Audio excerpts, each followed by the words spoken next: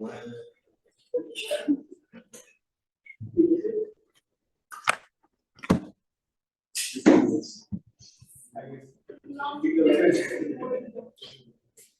so I'll do like a summary of it. Aajke we'll start a new chapter. We'll start in space physics. Space physics aage bolchi. If you look at the syllabus, it's very basic. It's just like that much. Okay, two equations and one idea. But it's a very interesting topic. It's build upon what you did in your O levels.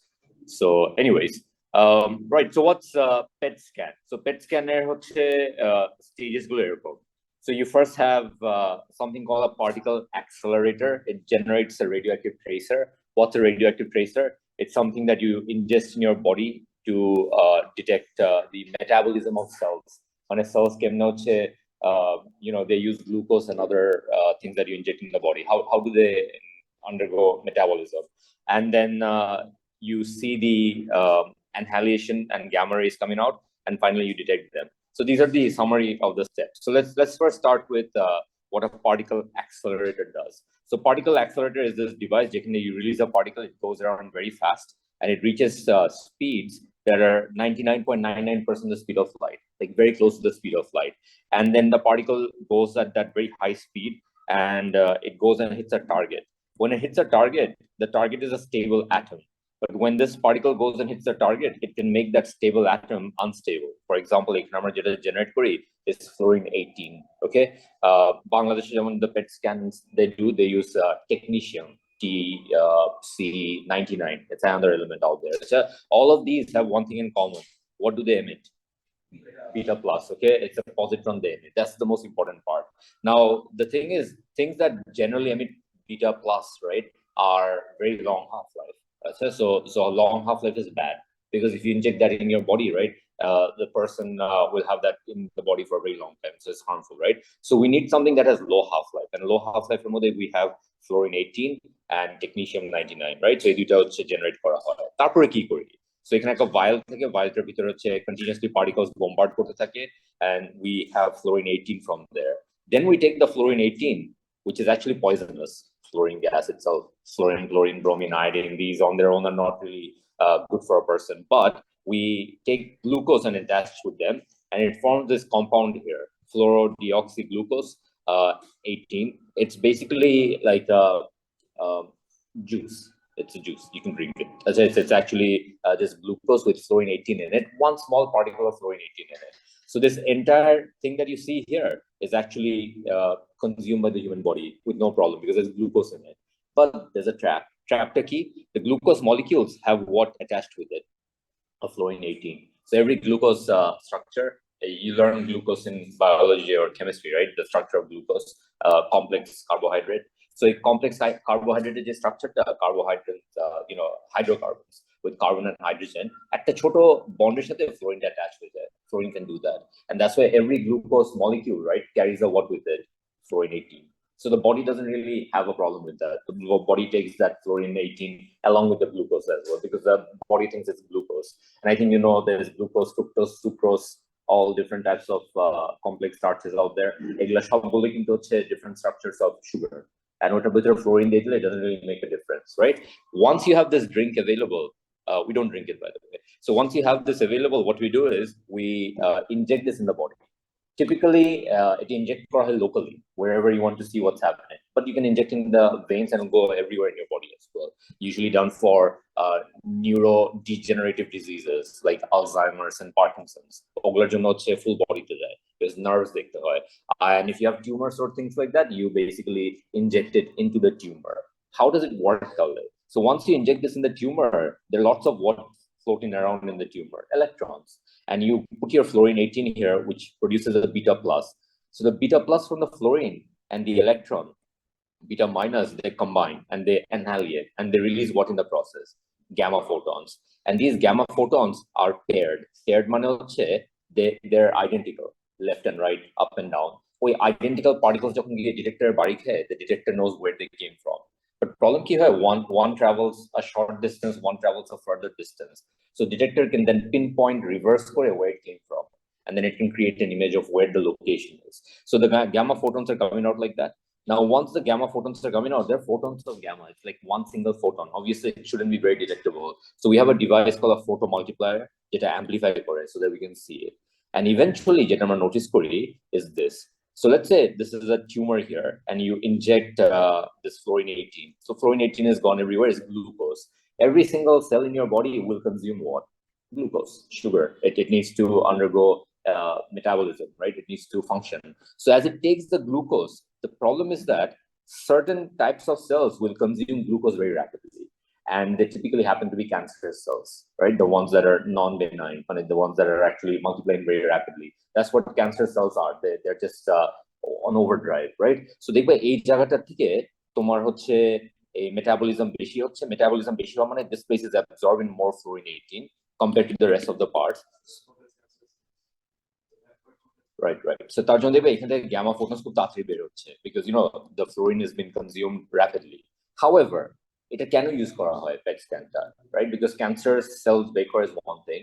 আরেকটা main reason করে is to check if the cancer treatment is working or not. How would you know that? If your cancer treatment is working and if you apply your fluorine 18 here, what would you notice? You'll start to notice that the difference in metabolic activity আস্তে আস্তে die out করতেছে. You'll start to notice this place is not active anymore. And if this place is not active anymore, what can you conclude? Yeah, the cancer cells are gone from there. That's what they usually do. Okay, so our main purpose is to test for it, metabolic activity of cells, and the metabolic activity of cells differ for the same cells if they have some problem with them. So if you look at your tissues, right? Tissues under CT scan, same thing. Tissues under X-ray, দেখা যায় না. Tissue under ultrasound, barely দেখা যায়. So how would you differentiate which is healthy, which is not healthy? So they do something called biopsy. What they do is like they take a needle, they go into your body, take that place out like a small tissue. They look under the microscope, and then they know cells will look like you kharab. But your problem is that biopsy যখন করে, they take a needle and they go into the body and just pick one point. There have been so many cases that just sheer luck, right? To me, একদম cancer cellar left এ চলে গেছে বা right এ চলে গেছে. And then when you take the tissue out, you think it's okay. There's not much multiplying cells out there, but it was right next to it. You couldn't pick it out, right? So PET scan, nothing goes like, you can't hide. It'll go and find every metabolic activity out there. এটা একটা analogy হচ্ছে, do you know infrared cameras ওই night vision এ? So দেখবা যে হচ্ছে মিলিটারিতে helicopter যাচ্ছে, নিচে কিছু দেখা যাচ্ছে না, they turn on night vision, you can see people running around, right? Heat signature তো লুকানো যায় না.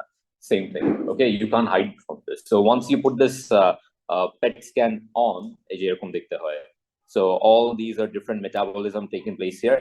এই জায়গাটা যেমন হচ্ছে liver does the most metabolism in your body. It's a very active organ. তার জন্য you can see it's very red. এদিকে I think the location looks like it's a person sideways. I don't know what that is, but that one is like very clear. That's a kidney. So you can even see the vessels out there. But yeah, the point that I'm trying to make here is that different metabolic activity shows like corn cells can behave for this. Which one? This one. That's the size of a cancer. No, it's too big. By then the person can't survive. The cancer is feeding on everything.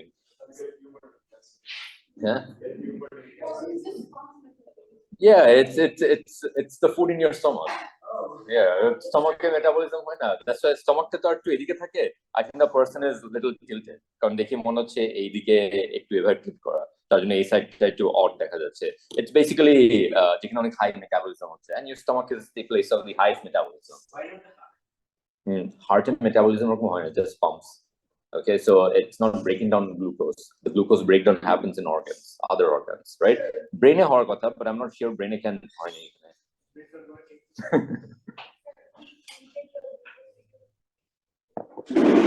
Yeah. So if you drink the glucose, what will happen is that the glucose will go down your food pipe, it'll go into your stomach will digest it, and then it'll be broken down, and the fluorine 18 may not go to every part of your body. It might be just removed from your body. Okay. Now here's the problem. Yes. How do we differentiate it? Yeah, so what happens is, let's say you have a group of cells here. They're all the same cell. So you put fluorine 18 in them. You'll see that they're glowing. The glow basically represents the glucose being used metabolic activity. But what might happen is if there's a cancer cell out there, you'll find the glow for that region is brighter, which means it's consuming more glucose than the other cells out there. Yes, so that is usually a indicator something's wrong there. And for like neuron diseases, it's the other way around. That the neurons are all functioning, they're firing. Some parts of the neuron are not actually showing any activity. That's yeah. So that's like when you have like some degenerative disease of nervous system. Okay. Right. So that's your PET scan. PET scan থেকে most likely যেটা আসবে, and I really hope ওটাই আসে, is this math that we did. Remember the annihilation math out there? So that's the thing that I feel is আসলে খুব easy for 5 marks আসবে. So yeah, last class I showed you an animation of the PET scan. I'll just show that one more time. I think it's pretty well detailed. By the way, when you do PET scan, we also do CT scan with it. Can anyone tell me why would you do both? Yeah, so the problem with the PET scan is that it only lights up what part of your body, the metabolically active parts, right? So তখন যেটা হয় যে এরকম দেখতে হবে. So do you see two bright spots out there? Those are like high metabolism out there. But sometimes it's not possible for the doctors to figure out what part is that. So তার জন্য they overlay a what scan next to it, CT scan, and when they put both together, you have like not only the structures, also the places where the activity is very high. So it's the PET CT is like একসাথেই করে. And an advantage to it's two devices that can work simultaneously. Same mechanism. গোলে ঘুরতে থাকে একটা detector receiver, একটা gamma radiation detect করতে থাকে আর কি detect করতে থাকে X-rays. Okay, they have the similar working principle. Right. So let's see this before we start our astrophysics today.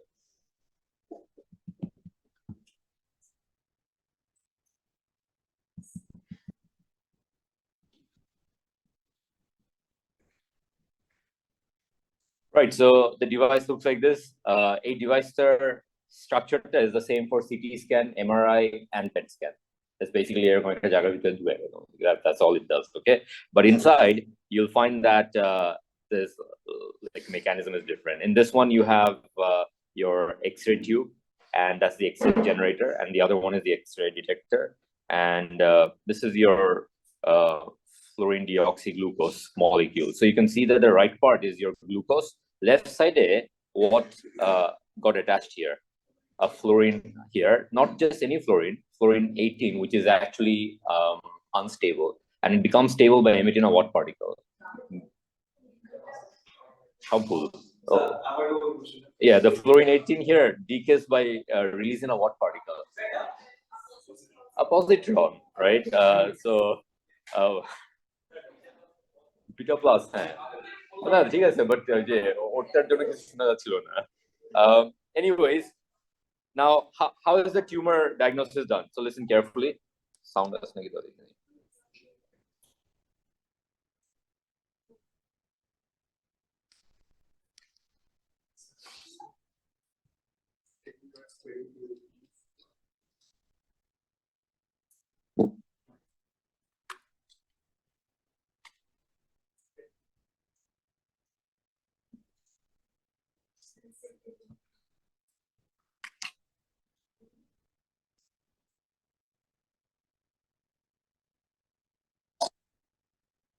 Just a second.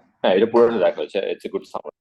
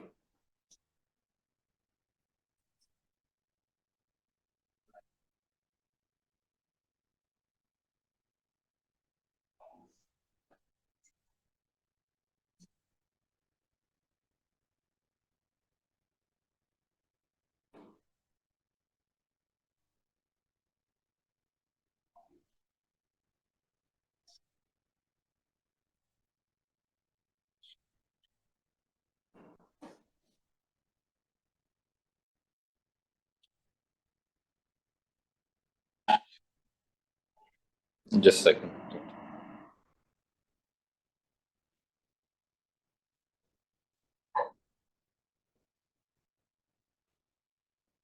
It is commonly used in PET scans. FDG accumulates in tissues where glucose uptake is increased, in other words, where significant metabolic processes take place. This fluorine isotope has a very short half-life, from 2 to 110 minutes. The disadvantage of this short half-life is that the PET scan must be performed within a short time after the isotope is administered. The advantage is that it represents a smaller radioactive load for the patient. Following intravenous administration of the isotope, the PET-CT scan starts within 50 to 60 minutes. This is the time necessary for the isotope to reach every organ in the body through the circulatory system. After that, the isotope will only be present in tissues where significant metabolic processes take place. Isotope accumulation can be observed in the brain, the heart, the bladder, and the kidneys. If there is cancerous tissue in the body, the PET-CT scan can detect that too, since cell proliferation in tumors requires a high amount of energy and involves an elevated glucose level. As the fluorine isotope decays, it emits positrons. The positrons interact with nearby electrons, producing gamma rays that the PET system can detect. The PET-CT device takes images of the body perpendicular to the longitudinal axis of the body. These slices are then combined to create a 3D image of the entire body. This 3D image enables physicians to identify the exact location of the tumor. Is that clear? Okay, so that's your CT scan. We'll just quickly review the syllabus and see if everything has been covered here or not.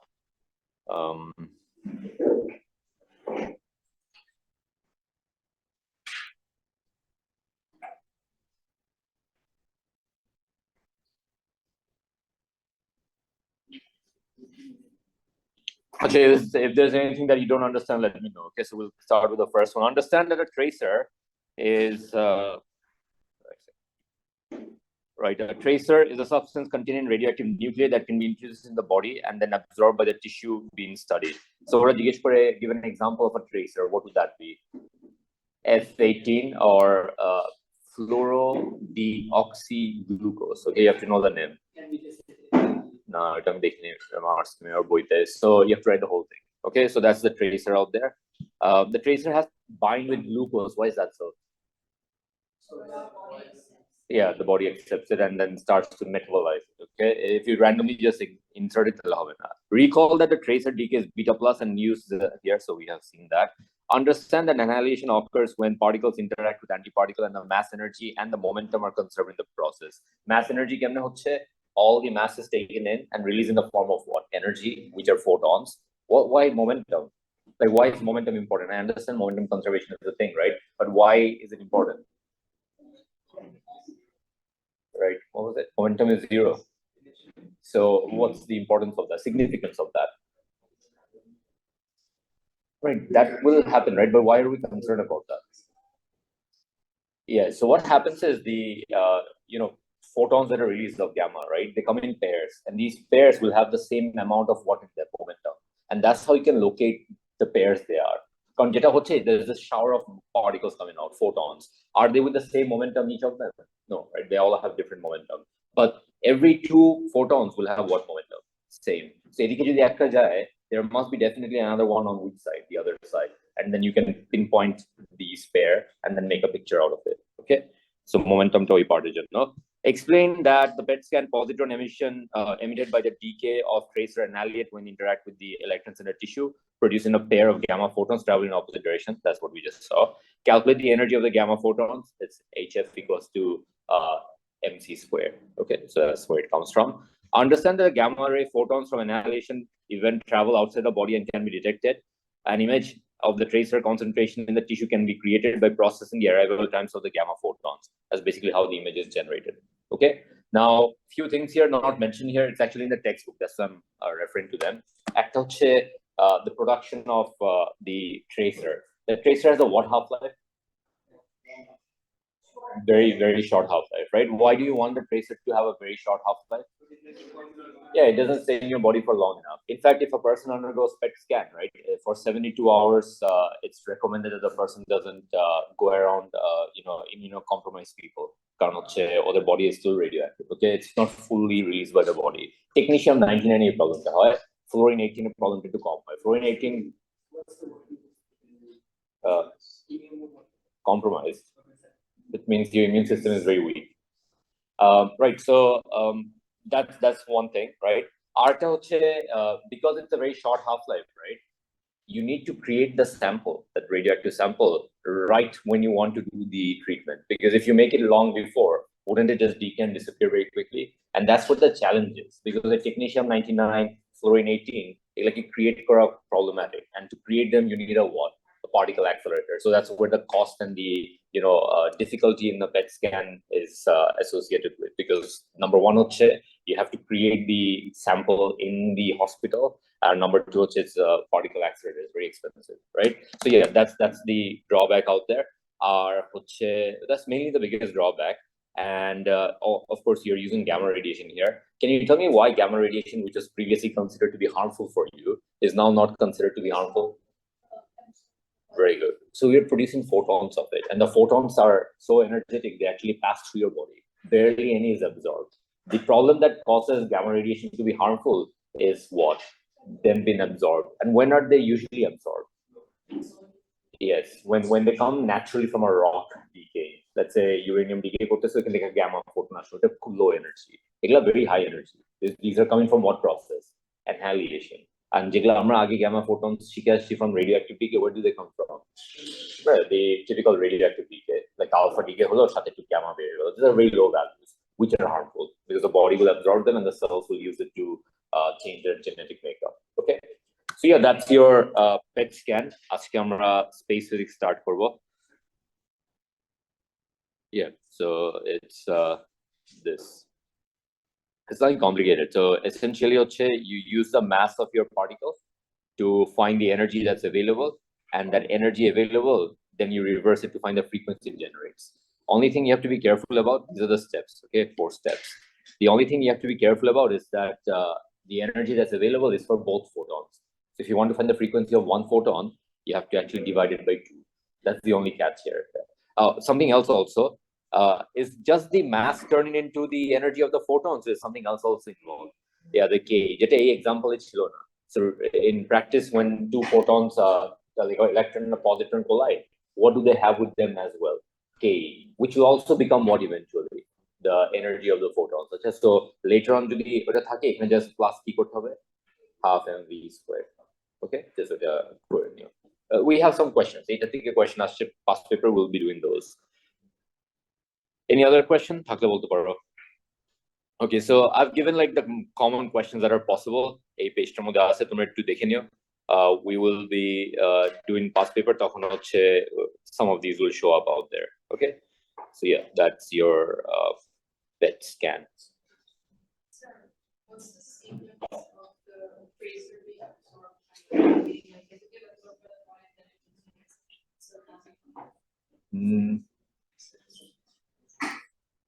So the thing is, how does the machine detect differences?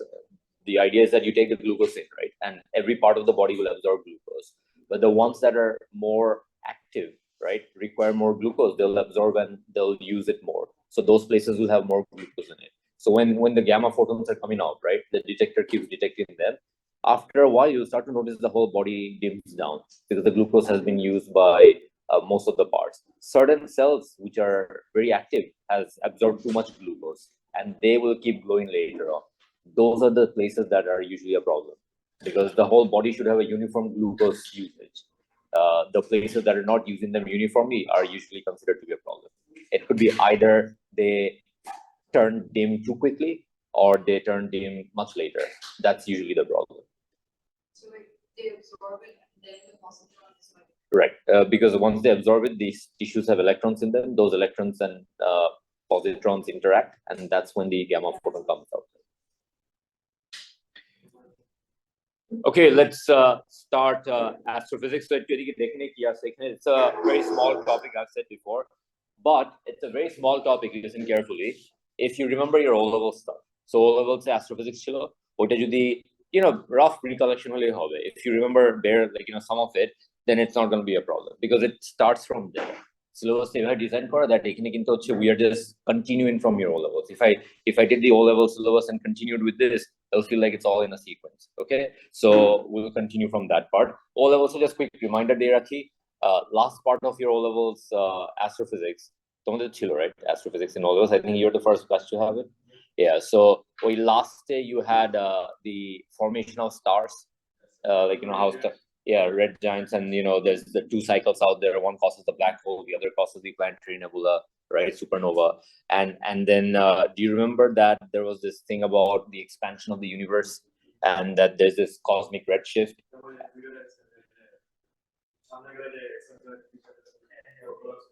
Right. So if you go forward in time, the universe is expanding. If you go backward in time, it's contracting. And if you keep going rewind back and back and back, right? At the point, it's all at one place. And that's what we considered the Big Bang. It's 13.6 billion years ago. That's what the, except the theory is. I have to just let you know something because I know it might confuse you. These are actually obsolete right now within the last 1 year. So within the last 1 year, there have been a lot of advancements in astrophysics that have made some of the ideas that you see here not true anymore. The idea that the universe is 13.6 billion years old, number one, is now very thoroughly debated. Everyone accepted it because we had two evidences for it. One was called the cosmic background, cosmic CMBR, cosmic microwave background radiation, and the other one was what? The cosmic redshift, right? If you take into key proposed course, the universe came from a very small place and then it expanded, right? Right now, we understand that আমাদের যে estimate ছিল is actually not true. And the reason behind that is we send a very advanced telescope out there, the James Webb Space Telescope. It can see further back in time because it can pick up infrared radiation, and it's seen things that shouldn't exist in that time frame. 100 million years after the Big Bang, right? Big Bang report into the only particle available in the universe was just protons, not even electrons, just protons. And protons will fuse core, they form stars and everything, right? And then electrons showed up. So you need a lot of time for what to form first. Stars to form, stars then collapse into one place to form black holes. Black holes, more stars start to show up, and that leads to the formation of what? A galaxy, right? 100 million years is not enough time for any of this to happen. We have pictures of galaxies, right, that are 100 million years old, right? It doesn't make sense because 100 million years says star formation is not possible. You have full-fledged galaxies out there. So that's what James Webb found. So it's one of two things. Either our understanding of the Big Bang is wrong, that the Big Bang happens multiple times in many different places, and some old galaxies of previous universes stay back, or our estimate of the age is very wrong. Like it can go even further back. Okay, currently it's it's all over the place. It's a crisis right now in astrophysics because everything has gone out of the window. Okay, so anyways, let's see what's happening here. So understand the term luminosity and recall the inverse squared law. Understand that object of known luminosity is called standard candle. Use standard candles to determine the distance of galaxies. Top question from astrophysics. Okay, so far যতগুলো paper আসছে, I think except for one, সবটাতে এটা ছিল, is to find how far galaxies are, distance বের করা. খুবই fascinating একটা concept. I'll show you আজকে এটা. Then you have something called the Wien's displacement law. এটা হচ্ছে interesting একটা thing. It helps you find out the temperature of a star. So you look at a star, right? How do you know what the temperature of the star is? এটা allow করে. Okay, so we'll be doing that. And last day we'll go back to again what we did in our O-levels. ওটা ছিল the Hubble's law, the redshift. But this time, what do we have there? A math to find out the speed at which your galaxies are moving away. Okay, so yeah, ask যেটা করবো হচ্ছে standard candles. So I'll teach you what standard candles are. So you will say all that 2 years ago, like No, because I thought it was done. the 13.6 billion years and everything, it's over. মানে আর একটু কিছু বের করার নাই। But now it's all reset হয়ে গেছে। They're like, yeah, exactly. Now it's just again a theory. There are other ideas out there. Big Bang probably হয় নাই, multi-universes. So the multi-universe theory is right now the one that's more likely. Okay, let's see locally right now. How do we find how far galaxies are, right? So to correct there, we need to understand a couple of properties that a star gives you. So one of the properties that stars give you is this. So to carefully show it ekbar bujhle, I don't need to repeat them. It's actually pretty straightforward. So you have this star out there. Ekhon star theke amra khali duita information pai. So whenever you look at anything in space, there are only two things you can find from it. Ekta hocche the wavelength of the light it emits, and the other information that you get is the intensity, how bright that is. Okay, now what is intensity? Intensity is not brightness. Brightness and intensity are different. Can anyone tell me what's the difference between brightness and intensity? And intensity? Right, so kachi intensity is basically the brightness that you receive, and brightness is actually how bright it is. So to give you an idea, okay, these lamps that you see here, they're 8 watts. 40 watt, a borrow tube light, 40 watt is its power. Where is it 40 watts? If you're right next to it, right next to it, to the detector, that's 40 watts, right? But as you start to go further away from it, intensity kome jacche na? Is it still 40? No, right? It's 40 spread everywhere. So by the time it reaches you, it's like a much smaller value, right?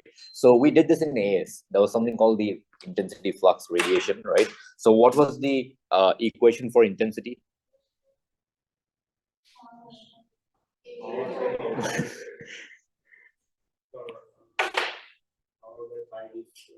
Yes, so intensity is equal to power of a source divided by 4 pi d square. এটা কিসের জন্য use করা হতো? Because there was another formula out there, which is intensity equals to power by area. Power by area into generic formula, like you know how much intensity is somewhere. This formula was a little unique though. This is what? The variation of intensity with what? Distance. And we find that intensity follows a what law? Inverse square law. So the further you go, the intensity keeps decreasing, right? So anyways, that's intensity and wavelength. So we have a star here. To carefully, so what can we find about a star using these ideas out there? So there's this new quantity that I'll be introducing to you. It's called luminosity. And luminosity is not the luminosity unit that you guys used to always bring up whenever those candela base units. Some of the luminosity is the quantity, candela is the unit. According to Nair physics, they got rid of it. Remember base units, length, quantities. We can add intensity, luminosity. That's no more there. Luminosity is now different. This is the new luminosity we have. This luminosity key. This is the power of a star. So at the star to power exists, correct? This is this L. It's called luminosity. So whenever there's a star out there and you want to know how much energy the star is giving out every second, what tells luminosity? Okay, this is equal to. So there goes the formula. Formula data on there. 4 pi r square sigma t to the power 4. So 4 pi is a constant, right? R squared r the radius of the star. Radius of star. So this is the size of the star. T is the surface temperature in Kelvin, okay? There's of course inner temperature on China. So this is the surface temperature of the star. And sigma here, this is the small sigma. This is 5.68 into 10 to the power minus 8 watt per meter square Kelvin to the power 4. This is referred as the Stefan. So you have to refer to it, Boltzmann constant. Okay, so we have a Boltzmann constant in our syllabus, which is which one?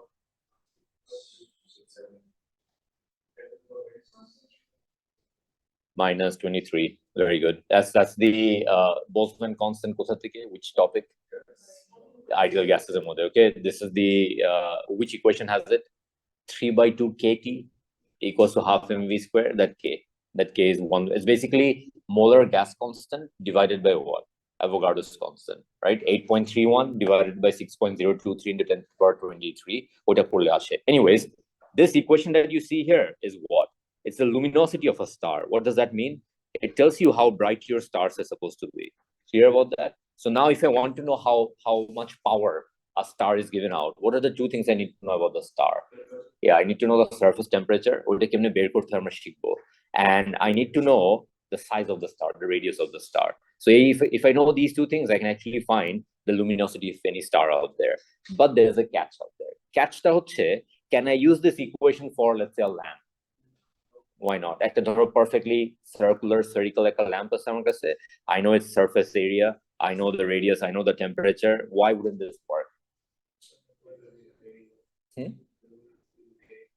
Yes, but so you're saying it's gonna work.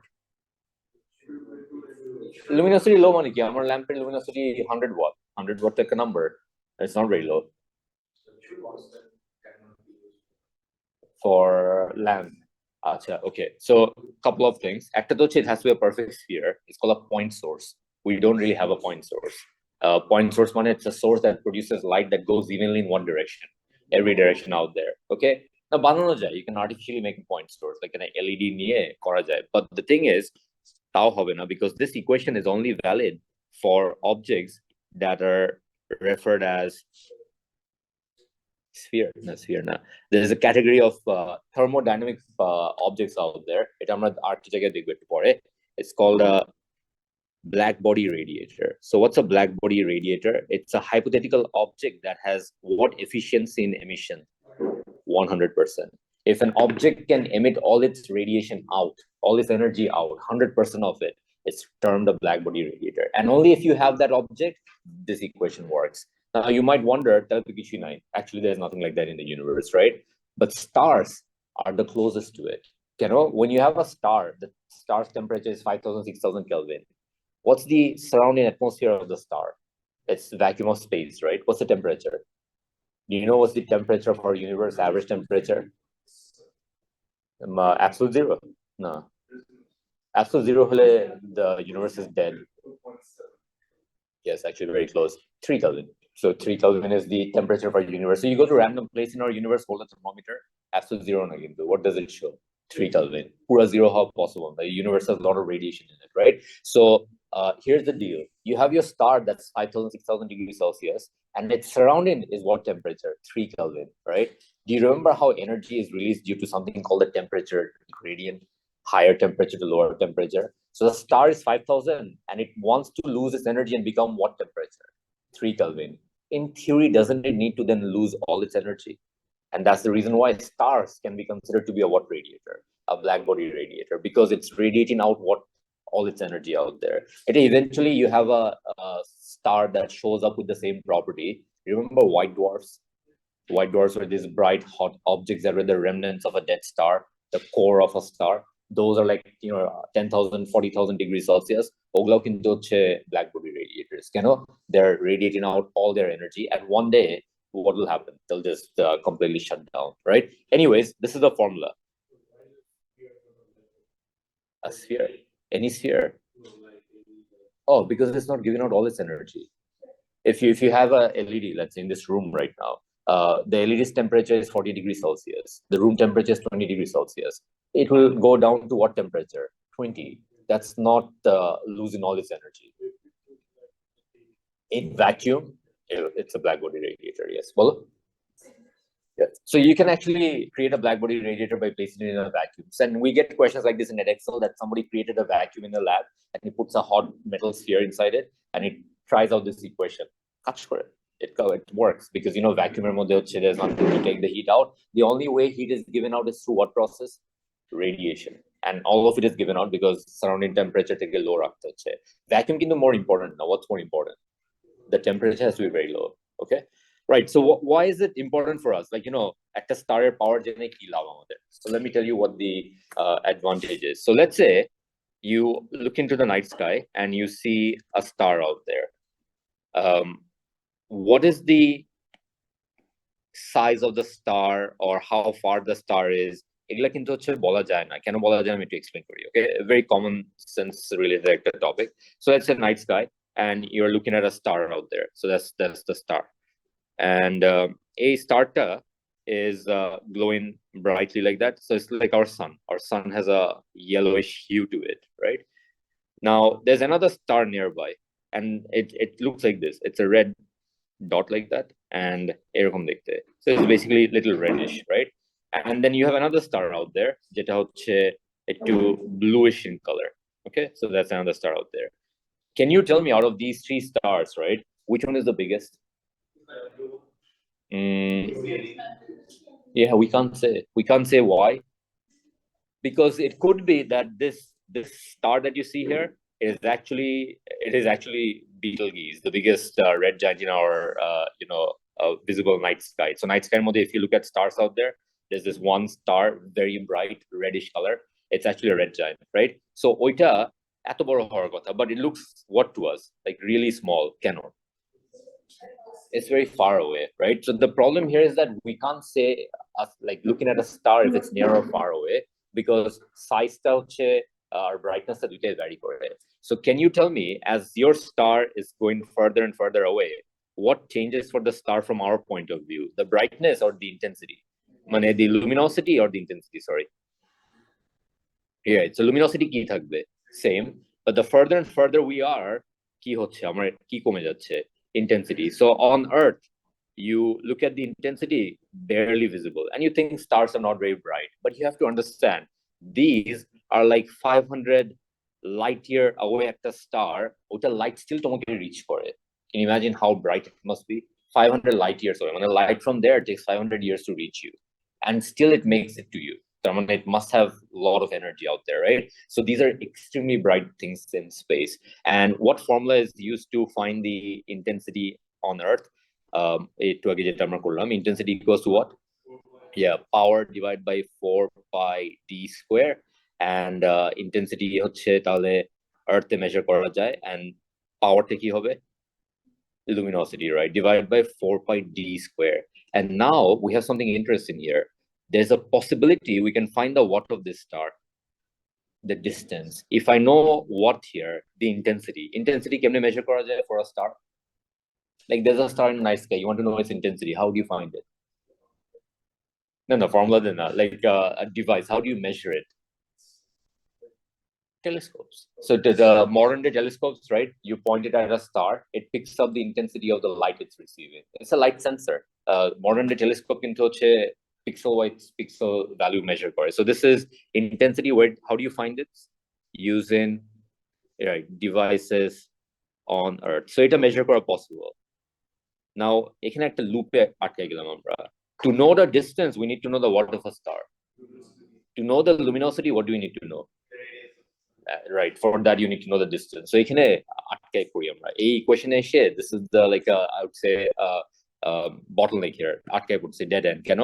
Luminosity জানার জন্য distance জানতে হবে, distance জানতে হলে আমরা luminosity জানতে হবে. But there is a shortcut. There's a very interesting shortcut out there. Shortcut মানে a hack. Let me explain what the hack is. So, and now listen very carefully. It's the start of our topic. Okay, I'll take 5 minutes to explain this, so to carefully show up. Let's say you are trying to find the distance of a faraway galaxy, and I'm not nearby stars এটা use করি না, অন্য method use করি, but you're trying to find out the distance of a faraway galaxy out there. So there are a lot of galaxies like that, and আমার এখানে হচ্ছে some galaxies from Earth's point of view appear as small as what? Stars to us. They're like just a dot out there, right? Most galaxies that are far away look like that. Now, how do we find their distances? Like we know all of their distances very accurately. How do we know this? So এটার জন্য we wait for an event that will help us figure out how far they are. It's a very rare event, but given that there's so many stars out there, probability wise, it's a good chance that you'll see one. But probability কেমনে কাজ করে? It's if it's a low probability and you have a lot of chances taking place, wouldn't it be likely to see one of them happening? Because probability is low and my number of stars are a lot, right? So eventually we get to see it. What am I talking about? A supernova. So suddenly, I'll show you the animations of it. Suddenly you'll notice that one of the galaxies er moddhe kono ekta random spot this very bright light shows up and disappears. That is a supernova, and it usually lasts for a couple of days to a week. It's like this explosion out there. Why is it useful for us? It's useful for us because back in the 70s, actually 40s এর দিকেও করা হয়েছিল, but 70s we perfected it. We found the intensity of a supernova, মানে the luminosity. We now know that, and এটা হচ্ছে, luckily for us, all type of supernovas, they eventually have what power when they die? The same power. Because কেন same power? Only a certain type of star will undergo what death, a supernova death. So we know how big these stars need to be, and if their all energy turns into light, there's a particular power they should be generating. And now we know, I think there are 7 different categories of supernova out there. 7টার power কি হওয়ার কথা. So when we look at a supernova happening here, we first figure out which category it is, and then we know the what of the supernova, the luminosity L, and then Earth আমাদের sensor কি detect করে? The intensity. So intensity is equal to what? Luminosity divided by 4 pi d square. And this luminosity is from a what here? A supernova. And this intensity that you see here is detected how? Yeah, the telescope or the sensors on Earth. And from there, what do you find? The distance. Do you get my point? So here's the thing. If you want to find the distance of a faraway galaxy, right? What do you need to wait for? A supernova. But shouldn't that be a problem? Because what if there's this one galaxy I'm very interested in, but with a supernova hoche na? How do I figure that out? So luckily for us, supernova is not the only thing that we know the intensity of. There are other things out there in space, particularly this kind of star out there, which is very common in every galaxy. It's called a Cepheid variable. Cepheid variable. So it's a star that pulsates. Mane dekba je brightness bare kome, and no, it's different. No. So the star basically has a breathing effect. It's a star, normal star, but it has a breathing effect. And that breathing effect, right, the time of the breathing effect, the frequency is directly proportional to its intensity. So we look at a galaxy and we look for fluctuations. And at the fluctuation, we know it's a what there, a Cepheid variable. And then we look at the time frame for its breathing effect, right? 14 days, 20 days, 100 days. That tells us what?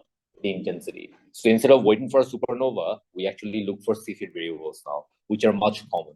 Okay, that's why eventually shock galaxy and nowadays, right, last 10 years or more, no one's like sitting there and waiting for a supernova. How is it done? Computers, and now with artificial intelligence, it's just they point the telescope in the night sky, the changes happen, and the computer processes it finds out things. That's why things are getting much detailed and getting out of control as well, because we are finding things we can't explain now. So the main reason is the computer can do it much faster than a person doing this. 60s there was actually a person dedicated for this, or kachlo khali supernova. And no, it was a good job. I mean, just sit and wait for a supernova to show up. You get paid regardless, by the way. Supernova pile, maybe you get a bonus. Okay, so yeah, so that the thing is that you just hope a supernova shows up. Now, it's completely fine. এখন the computer is taking your job, right? So you just don't exist. Very low. Very low, because these are all interns. Not like a proper, astrophysicist will sit and watch for supernova.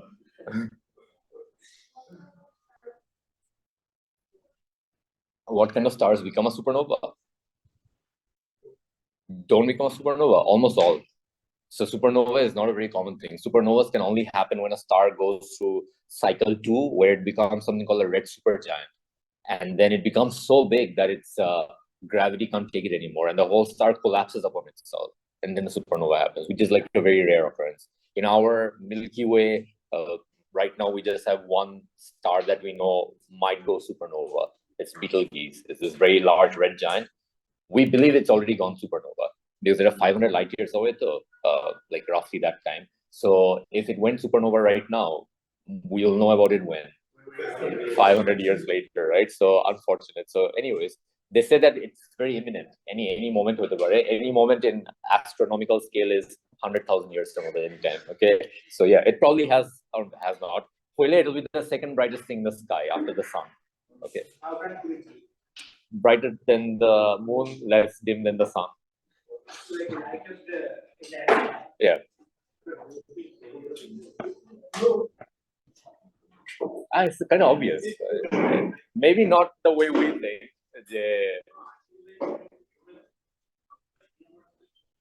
Yeah, in terms of chances, something like this can happen.